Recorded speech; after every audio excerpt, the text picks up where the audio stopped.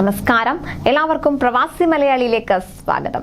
പ്രവാസികൾ വാഹനങ്ങളിൽ സഞ്ചരിക്കുമ്പോൾ പ്രത്യേകം ജാഗ്രത പുലർത്തേണ്ടതുണ്ട്.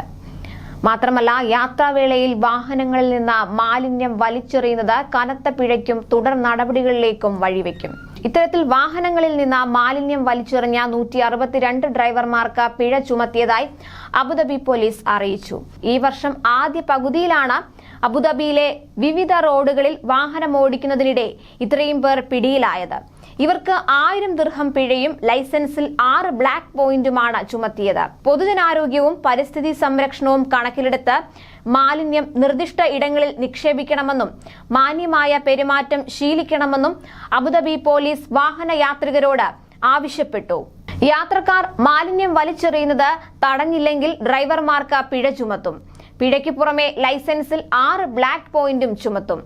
വാഹനങ്ങളിൽ നിന്ന് പൊതുനിരത്തിലേക്ക് മാലിന്യം വലിച്ചെറിയുന്നവർക്ക് 1000 ദിർഹം വരെ പിഴ ചുമത്തുമെന്ന് പോലീസ് നേരത്തെ മുന്നറിയിപ്പ് നൽകിയിരുന്നതാണ്.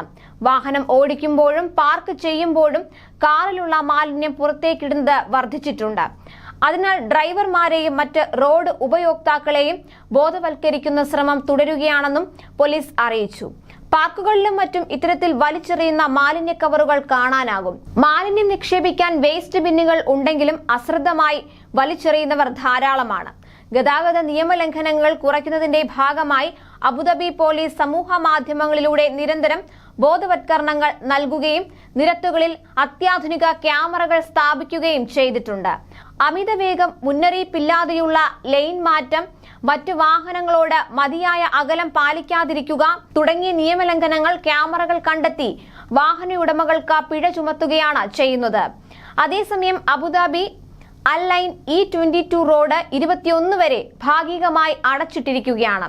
Abu Dhabi city, Baniyas public park, Al Khanadeer എന്നിവിടങ്ങളിലേക്ക് പോകുന്ന വലതുവശത്തെ 2 പാതകളാണ് താൽക്കാലികമായി അടച്ചിട്ടിരിക്കുന്നത്.